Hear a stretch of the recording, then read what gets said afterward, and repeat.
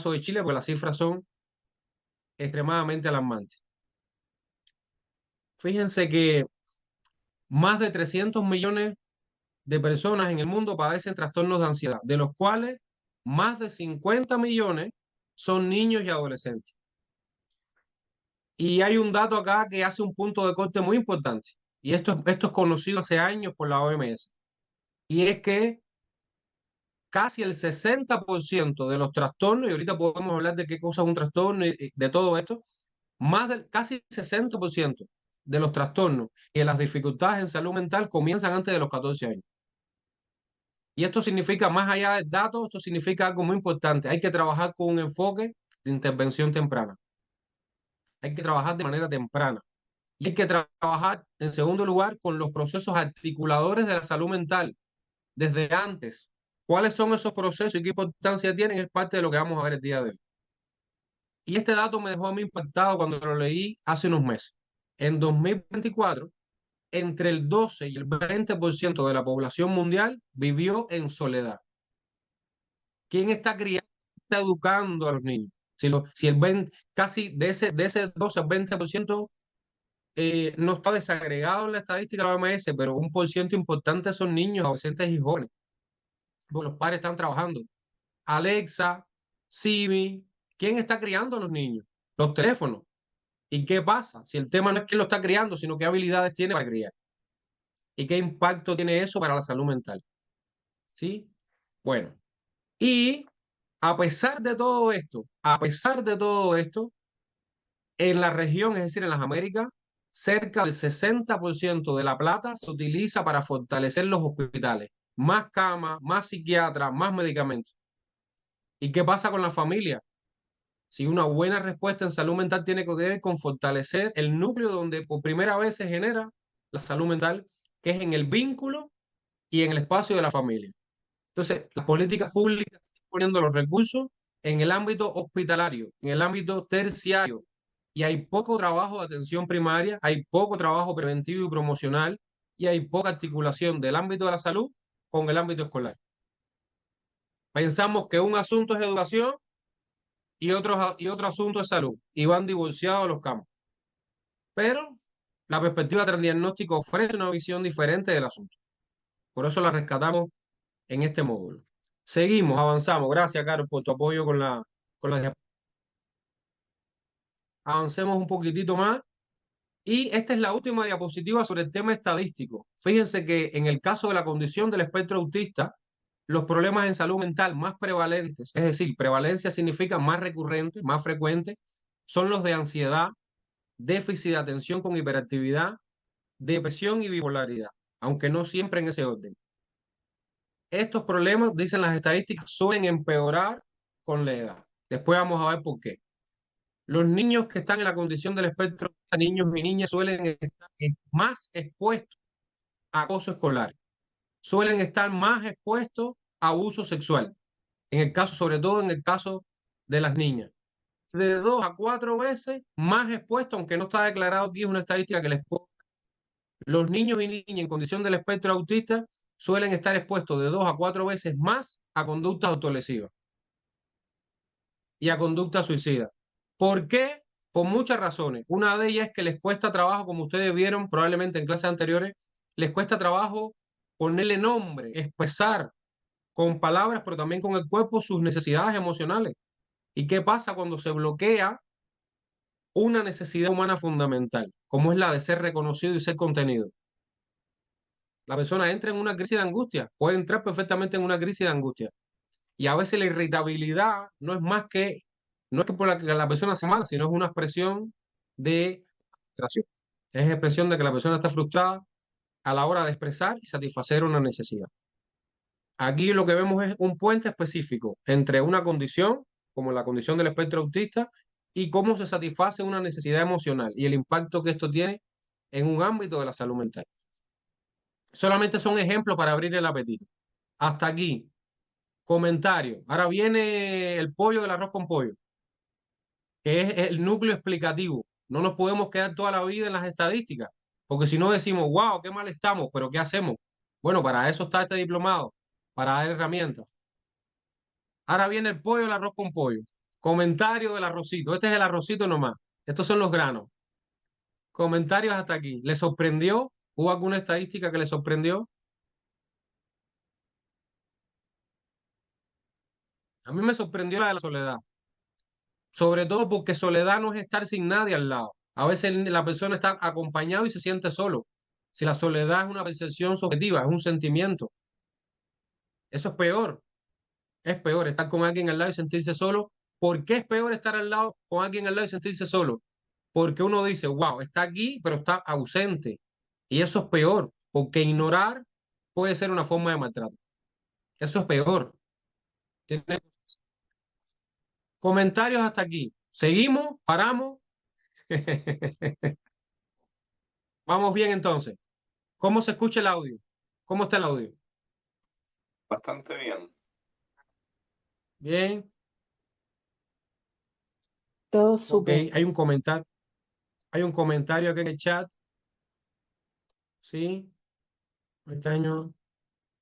Ok.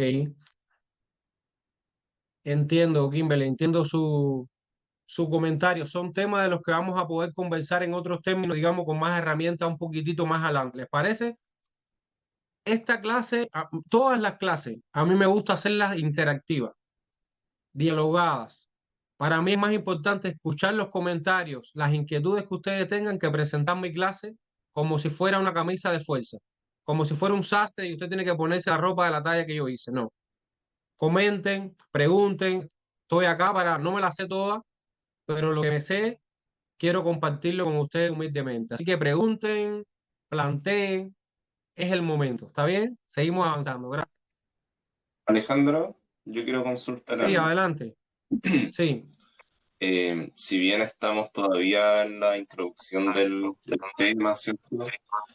Pero en lo respectivo a investigaciones, siempre me salta la duda de qué cosas realmente están teniendo impacto, ¿ya? Un impacto real y si hay estrategias comprobadas en Chile, en nuestro contexto chileno.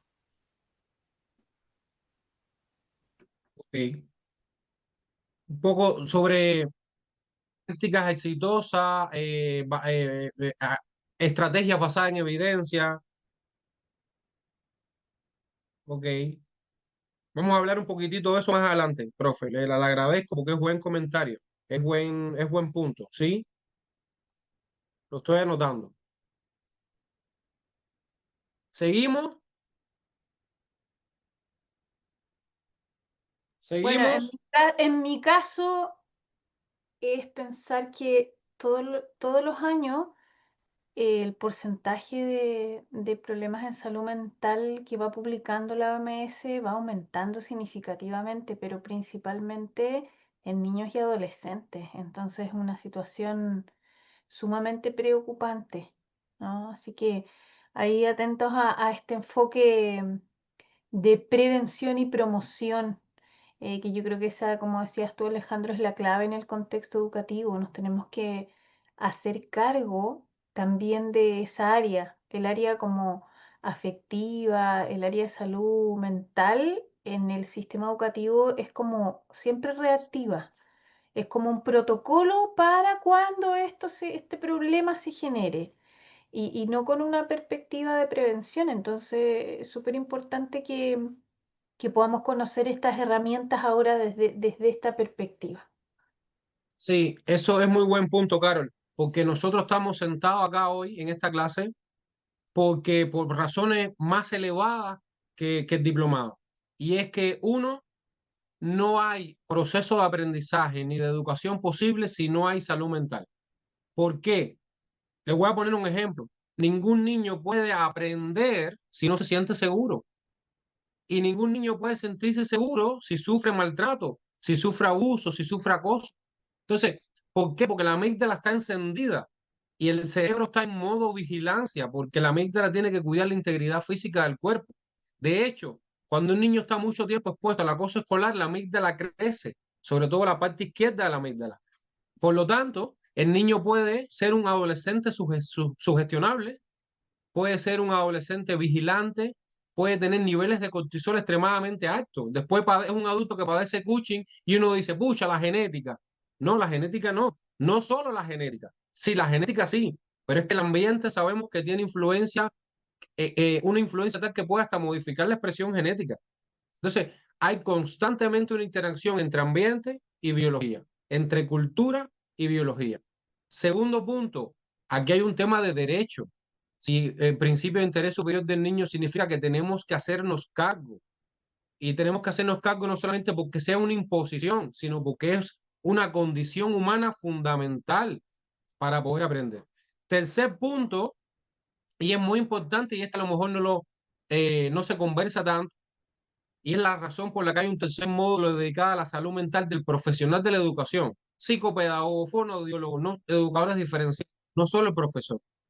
¿Cuál es el tercer punto? El tercer punto es que cuando hay un niño, una niña, que tiene una necesidad emocional y usted no responde, no responder también tiene consecuencias emocionales para el profesional. ¿Por qué? Porque pueden pasar muchas cosas. Puede haber sentimiento de culpa. ¿Dónde estaba yo que no me di cuenta? Puede haber sobreimplicación. ¿Qué más puedo hacer con este niño que está viviendo esta situación con el papá y lo está maltratando? Y me llevo la pregunta para la casa. ¿Qué más puedo hacer? O se sobreimplica y quiere tomar decisiones por el niño y termina anulando su autonomía. Fíjense cómo la pregunta, ¿qué más puedo hacer? Pues diferentes tipos de respuestas. Me distancio con consecuencias para mí, porque quiero ayudar, pero no sé cómo. Me sobreimplico y termino anulando al niño. Sí, entonces, no responder a las necesidades emocionales, que cuando lleguemos al punto de vínculo vamos a ver que eso se llama responsividad. No responder también tiene consecuencias. Y responder de una manera dañina también puede causar un perjuicio al niño y también tiene consecuencias. Entonces, ¿respondemos o no respondemos? Claro que hay que responder. La pregunta es cómo. De una manera basada en evidencia, de una manera responsable, equilibrada y dentro de un marco normativo. Porque sabemos, por ejemplo, que el artículo 175 dice que si uno en cualquier institución de salud o educación percibe que pudiera haber un daño para un niño que pudiera constituir delito, hay 24 horas para denunciar. Entonces, hay un mínimo que tiene que ver con el derecho y hay un máximo que tiene que ver con el componente humano. Y en ese ámbito de movilidad estamos nosotros, porque estamos aquí porque tenemos vocación para trabajar con personas. Así que es un tema de derecho y es un tema humano. Por eso estamos acá. ¿Sí? Así que es buen punto. Gracias, Carol. Seguimos avanzando. ¿Qué hemos estado haciendo y cómo? Vamos a ver dos estudios de caso sobre la manera tradicional de entender la salud mental. Ha estado haciendo abordajes que nos llenan de planes. Tenemos las mesas de los escritorios en las escuelas llenos de planes de intervención, planes de gestión. Tenemos un montón de instrumentos. Tenemos un PME, tenemos un plan de gestión de la convivencia, tenemos un PI, tenemos un PASI, tenemos un... No, estamos llenos de herramientas. Información y herramientas no nos faltan, pero ¿cómo la gestionamos humanamente? ¿No? Eso tiene consecuencias también para la salud mental. Seguimos, seguimos, gracias, Carlos. Veamos algunos ejemplos prácticos. El primero es el caso de acoso escolar. Ustedes verán que a medida que vayamos avanzando, yo voy haciendo pequeñas detenciones en algunos puntos. El tema de acoso escolar. ¿Sabe identificar usted los tres aspectos que hacen que la conducta sea acoso? ¿Cuáles son esos tres aspectos? Les pregunto. Que lo diferencian, por ejemplo, del maltrato. ¿Cuáles son? Tres dimensiones del acoso que lo diferencian del maltrato. ¿Cuáles son? Punto número uno, hay una intención de daño. Ahora usted podrá preguntar, si es en la psicología, usted se cuenta que la intencionalidad es forma de entenderse. Una es, yo quiero voluntariamente hacerte daño. ¿Verdad? Esa está clara, esa la entendemos. La segunda es de Brentano. La segunda forma de entender la intencionalidad viene de Brentano en la psicología y te dice, no interesa tanto la intención que tú tienes como el efecto que tuviste. Porque una conducta es intencionada simplemente porque se dirige a un objeto, está dirigida a algo. Esa es intencionalidad. Esa es la segunda manera de entender la intencionalidad en psicología. Por lo tanto, ¿de qué nos sirve esta teoría? Para entender algo. Aunque un niño no quiera causarle daño a otro, la intencionalidad no se define solo por la intención del que ejecuta la acción, sino por el efecto final que tiene. Yo no quería que sufriera y que se sintiera humillado, sí, pero terminó causando ese efecto. Por eso hay que trabajar mentalización, estar antes de actuar. Pero ahí vamos a llegar, ahí vamos a llegar. Primer punto, intencionalidad de daño. Segundo punto, un desequilibrio de poder entre partes. Un desequilibrio de poder no se genera solo porque un niño sea más fuerte que otro. Hay niños más chicos y más débiles que otros y tienen poder sobre otros. ¿Por qué? Porque tienen poder emocional. ¿Han visto la película El planeta de los simios? El mono no era más fuerte que otro, pero era más inteligente. Tercer punto. Primero, intencionalidad de daño, independientemente de tu intención y tu voluntad, si ocasionas un daño. Segundo punto, desequilibrio de poder, que hay que escudriñar porque no todos los desequilibrios son visibles, porque no se basan en la fuerza física solo o el tamaño. Y tercer aspecto, recurrente en el tiempo. Aunque la ley Karim dice que solo basta una conducta para ser categorizada como acoso, eso es en el ámbito laboral. En el ámbito del acoso escolar sigue predominando y sigue habiendo coincidencia en que tiene que haber reiteración en el tiempo. Seguimos, estas son algunas precisiones nomás, ¿sí? Sé que hay contenidos que algunos de ustedes dominan, pero necesitamos un piso común, ¿sí? Pues por eso. Acá colocaste un caso, Alejandro. ¿Cuál es el caso? Dice, Edgar tiene 12 años y vive en Valparaíso. Vive con ambos padres, pero trabajan hasta tarde. Tiene pocos amigos, se siente solo, pero de hace un tiempo, disculpe, se dio cuenta de que cuando intimida a otros compañeros, otros se quieren juntar con él. Unos buscan su protección, otros que no le haga lo mismo. Se siente importante y popular. Y hay dos preguntas. Claro, si le puedes dar otro clic, porque está la segunda pregunta, ¿qué es esta? Si usted puede identificar al menos una causa del problema y qué acción haría para abordar el problema. Rapidito, porque la idea no es detenernos mucho, sino es mostrarle qué es lo que está haciendo el enfoque tradicional. ¿Qué haría para abordar esta situación? Básicamente, Edgar se siente solo, pero descubrió que cuando intimida a otros compañeros es respetable y popular. Pasa mucho. Este caso está construido basado en la evidencia, en la investigación sobre el sentido del acoso escolar. ¿Qué haría usted? ¿Cuál diría usted que puede ser una causa? No la única, pero puede ser una. ¿Qué diría?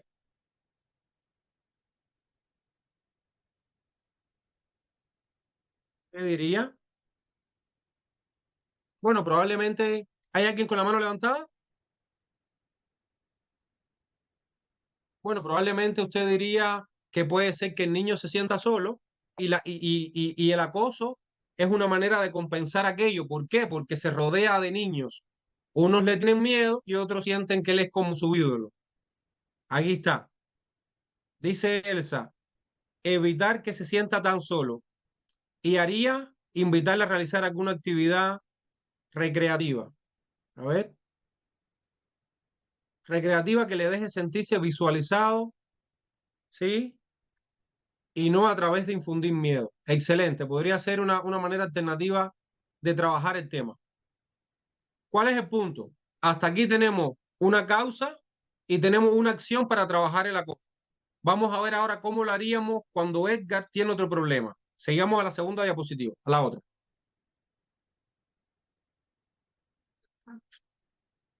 Vamos a ver ahora. En este caso, a pesar de sentirse respetado y popular en la escuela, Edgar se siente solo, sigue sintiéndose solo. Hace unos días, unos compañeros de clase se dieron cuenta de que tenía unos cortes en las muñecas. Cuando el psicólogo del colegio le preguntó, dijo que ese dolor, el dolor de los cortes, le hacía olvidar por un momento el dolor emocional. También construido sobre la base de la evidencia, sobre lo que suelen decir los niños cuando se hacen esos cortes, como una manera de evitar el dolor, distraerse. ¿Qué podríamos hacer en este caso? Coincidimos en que la soledad de Edgar explicó allá, puede ser una causa de la conducta del acoso, ¿verdad? Y ahora podría la soledad explicar acá también esta conducta autolesiva. Podría ser. ¿Qué opinan? Podría ser un determinante el sentimiento de soledad que dicen. Yo creo que sí, yo creo que sí. Yo Sí, creo que la ¿verdad? soledad Ahí Mariela puede, sí, yo creo que la soledad puede generar algún tipo de dolor. Podría estar asociado con el dolor también, ¿no? Ok, Soledad digo. excelente, Gabriel. Mariela también está sintiendo con la cabeza. Sí, Sí, yo creo ok. que la soledad, bueno, y los niños generalmente, cuando yo también tengo que atender allá niños que se descontrolan y tienen conducta autolesiva, generalmente mencionan que lo hacen para sentir un dolor más fuerte que el dolor emocional. Y eso, este dolor que sienten acá al cortarse, los ayuda a evitar, ¿cierto? Y a desconectarse del dolor emocional. Efectivamente, efectivamente. Y ahora vamos a ver qué tiene que ver esto, porque en realidad el peso de la presentación no está en abordar esta situación específica así, sino en poner énfasis en otra parte. Y es lo que hace el enfoque transdiagnóstico. Vamos a la próxima diapositiva para entender algo, que es la diferencia entre la manera en la que se ha venido trabajando la salud mental hasta ahora y la manera en la que se propone desde el enfoque transdiagnóstico. Es decir, desde un enfoque integral, para decirlo con un término más familiar y amable. Vamos a la otra diapositiva para ver la diferencia. Recuerden que Edgar vivió dos situaciones: acoso escolar, conducta autolesiva. ¿Sí?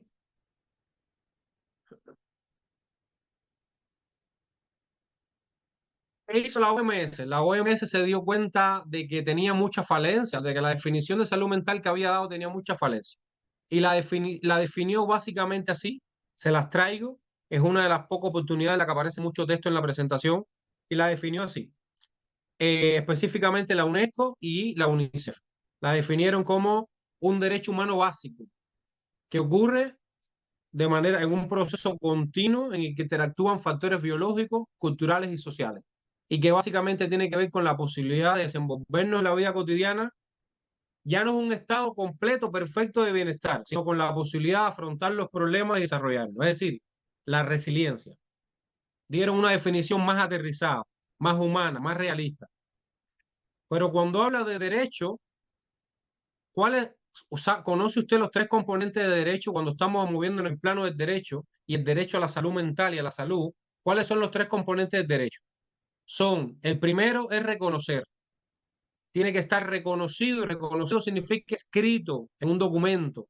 Por eso en los colegios el RICE, el reglamento interno, es parte de la ley de la escuela y está de la superintendencia. Un derecho tiene que estar reconocido. Protegido significa, segundo punto, reconocimiento, protección.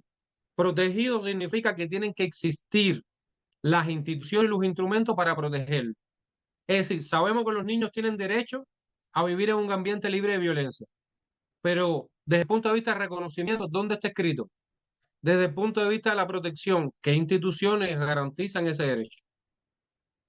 Y desde el punto de vista del tercer aspecto del derecho, que es la garantía, ¿qué pasa cuando se viola el derecho? Ustedes saben que está la superintendencia que pone multa, ¿verdad?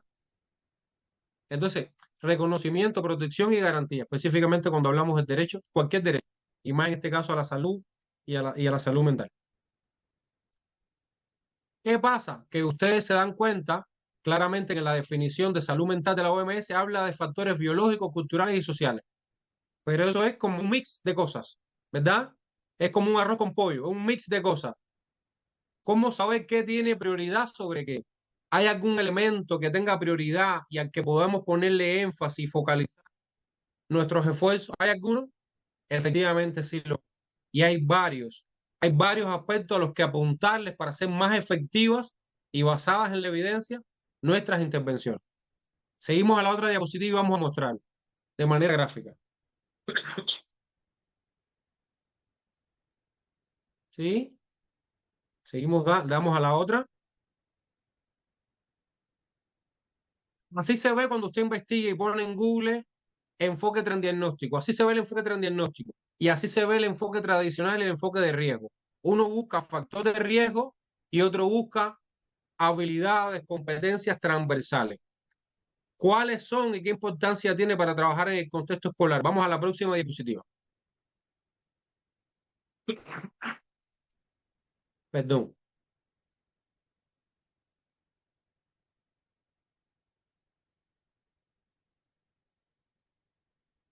Les voy a poner un ejemplo.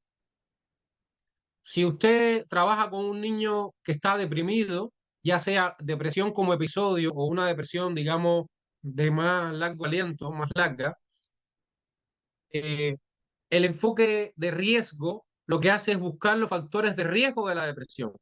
El niño está pasando por un duelo, el niño está triste.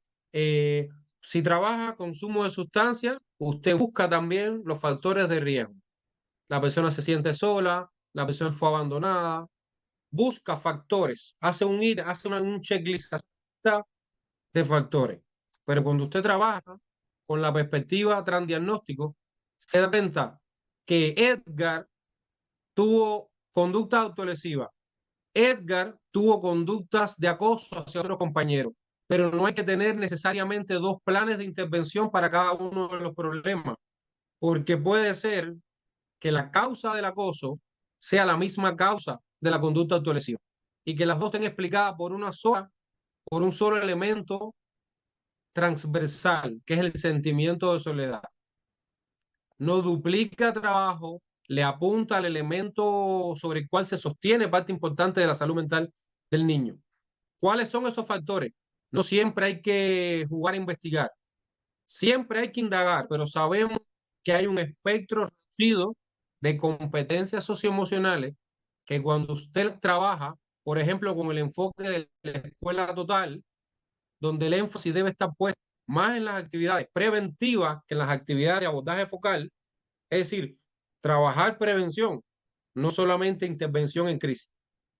Por eso la pirámide del enfoque de escuela total es más ancho en la base, es más ancho en las actividades de prevención y promoción, porque se entiende que si uno trabaja más prevención y promoción, tiene que estar apagando menos fuego, tiene que estar haciendo menos planes de acompañamiento individualizados, lo cual es más desgastante también para la salud mental de todos los profesionales, incluidas las propias familias.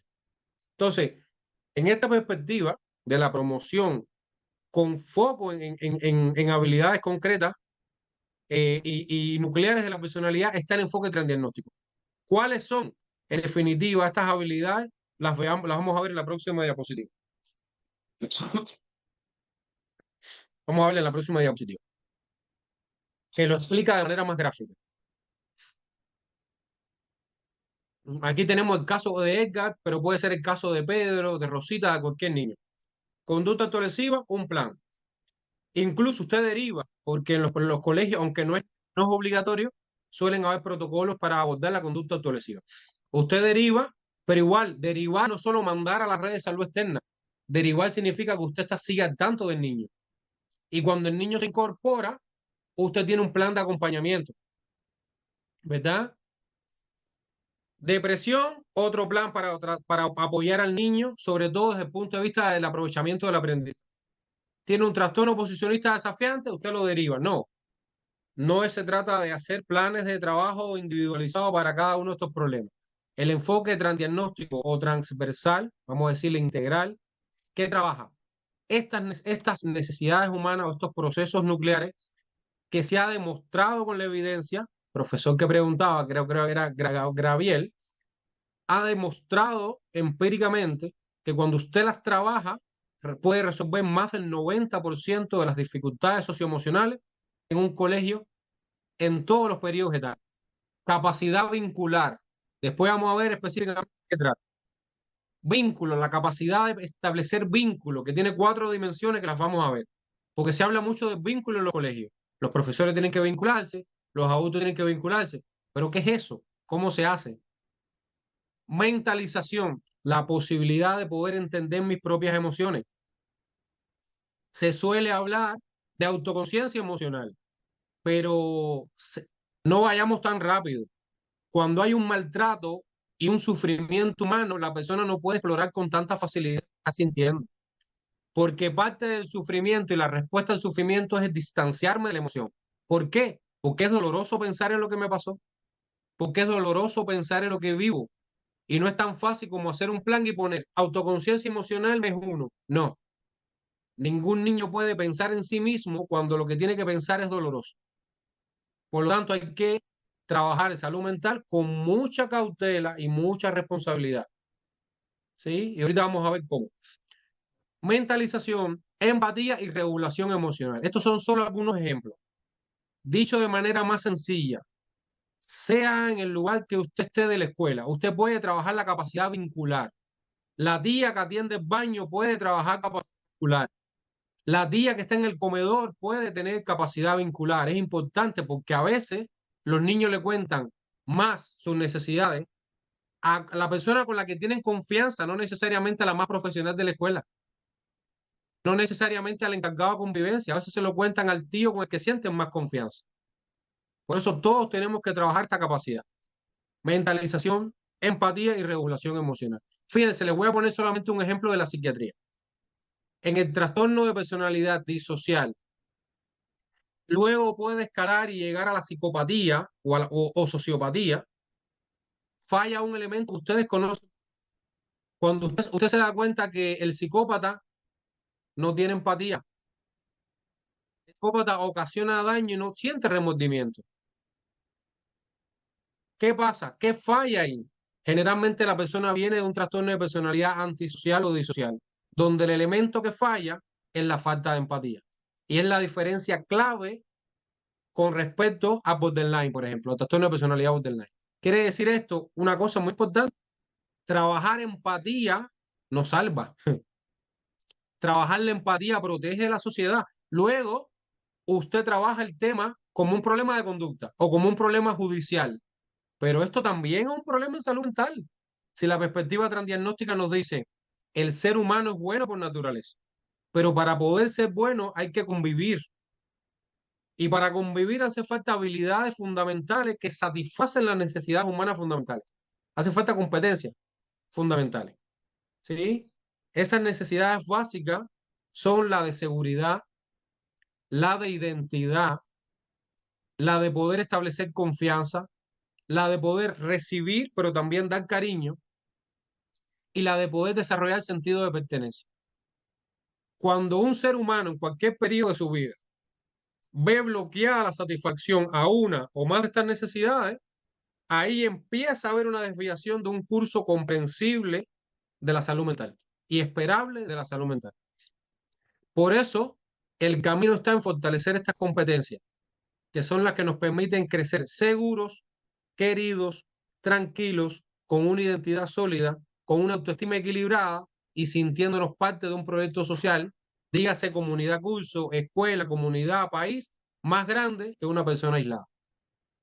Entonces, cuando usted aborda la salud mental desde la perspectiva del riesgo médica, bioclínica, biomédica, usted dice, hay un problema de salud cuando el niño empieza a dar síntomas.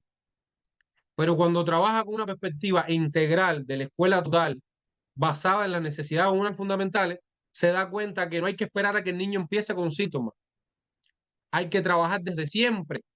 Desde siempre hay que trabajar regulación emocional, vínculo, mentalización, desde siempre. No hay que esperar a que sea un problema.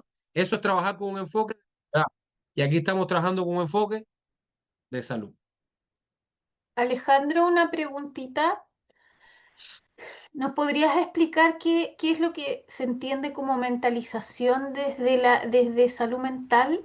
Porque yo la entiendo Sí, como dentro del contexto de una habilidad de la cognición social, pero igual me gustaría que me pudieras explicar ahí un poquito eso. sí. El, la mentalización, bueno, ustedes saben que siempre hay autores que son más clásicos porque ponen sobre la mesa eh, una manera de entender las cosas, porque rescatan antecedentes. Peter Fonagy es un autor inglés que de hecho todavía está vivo y trabaja el tema en Londres. Y es uno de los autores pioneros que trabaja el tema de la mentalización. ¿Qué cosa es la mentalización? La mentalización es la voluntad y la capacidad de poder explorar en la emoción, en mi propia emocionalidad, pero también en la emocionalidad del otro. ¿Sí? Y para esto hay varias dimensiones. Una de las dimensiones de la organización es poder entender cuándo son, qué, por ejemplo, qué relación hay entre una emoción y su contexto. ¿Sí? ¿Cuál es la causa de una emoción? Pero también tiene un segundo aspecto y es cómo debería yo responder ante esta emoción. No es solo qué emoción hay, sino cómo debería responder en este contexto. ¿Cuál es una respuesta adecuada según el lugar, la persona y el momento? Eso es mentalización, que se diferencia de la empatía, en que en la empatía obviamente yo intento entender el estado emocional del otro. Mentalización incluye algo diferente y es cómo yo me comprendo a mí. Y esto, enseguida, Gabriel, enseguida le paso la palabra. Esto se trabaja de manera progresiva, como vamos a ver, desde la teoría de la mente. ¿Sí? Porque el sustento de esto está en las neuronas espejo. Y por lo tanto, eso trabaja desde pequeño, 3, 4 años, incluso antes. Cómo yo nombro la emoción, cómo yo intento comprender la emocionalidad del otro y las mías propias. Entonces, viene de allí. O sea, es cognición Gabriel, social en el fondo. Es claro. entendida de una manera, ¿sí? Como una habilidad clave para poder mentalizar, pensar no solamente en mis habilidades y emociones sociales, digamos, habilidades sociales, emocionales, sino que también en la de los otros. En la de los otros y responder de manera adecuada, asertiva a eso. ¿Por qué es muy importante y por qué hay que verla en el curso de la vida, independientemente del periodo o la edad del niño con el que usted trabaje? Por algo básico. Le voy a poner un ejemplo. Cuando alguien se siente desbordado emocionalmente porque sufre maltrato o porque siente rabia, interfiere la capacidad de mentalizar. Es decir, yo me doy menos cuenta de la emoción del otro cuando siento rabia. Yo me doy menos cuenta de mis propias emociones cuando estoy embarcado en un duelo. Quiere decir que hay procesos que interfieren la capacidad de mentalizar y lo que se le enseña a los niños es no solo a mentalizar, sino cómo evitar estas interferencias para que puedan ¿qué? Tomar buenas decisiones, función ejecutiva, para que puedan tomar buenas decisiones. ¿Sí? Adelante, Gracias. Gabriel, usted había levantado la mano. Sí, Alejandro, lo que es, hoy se me fue. La mentalización la había escuchado en charlas de Gabriel Reyes, que estudia metacognición. Y él mencionaba que antes era la metacognición y pasó a acuñarse como mentalización. ¿Qué conoces como de ese cambio quizás que ocurrió? ¿Está relacionado con la literatura que tú manejas? Bueno, de hecho, Peter Fognari y los colaboradores trabajan o coinciden con esa mirada y de qué se trata, de efectivamente la mentalización, que no es lo mismo que la empatía, como les he explicado, efectivamente es una habilidad transdiagnóstica o integral metacognitiva. ¿Por qué? Porque es la capacidad de pensar sobre mí mismo, es la capacidad de pensar sobre mi pensamiento, de monitorear y mirar mi propio pensamiento. ¿Sí? Entonces, efectivamente, es una competencia de tipo metacognitivo, de ese tipo. Si no hay incongruencia en esto, sino están en el mismo nivel lógico, efectivamente. Sí, de hecho, ¿Qué les parece? Sí, incluso, sí.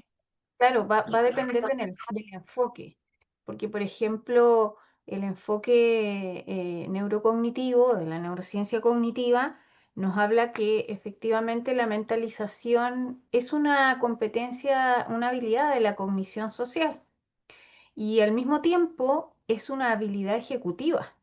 Esta capacidad de darnos cuenta, esto de ir monitoreando, porque de hecho desde esa perspectiva incluso ya no se habla de metacognición, sino que se habla de monitoreo. como función ejecutiva, cómo nosotros monitoreamos y somos capaces de darnos cuenta de nuestros propios pensamientos, de nuestras propias emociones y de las estrategias que utilizamos para gestionar pensamientos y emoción. Entonces, claro, va un poquito como que depende del enfoque, pero apunta en el fondo a lo que tú estabas explicando, Alejandro, al también como parte de las habilidades que se requieren para poder enfrentar situaciones que sean estresantes y que no interfieran en el fondo en nuestra salud mental. Así por lo menos lo voy entendiendo. No sé si está bien asociado Sí, al ámbito de salud mental.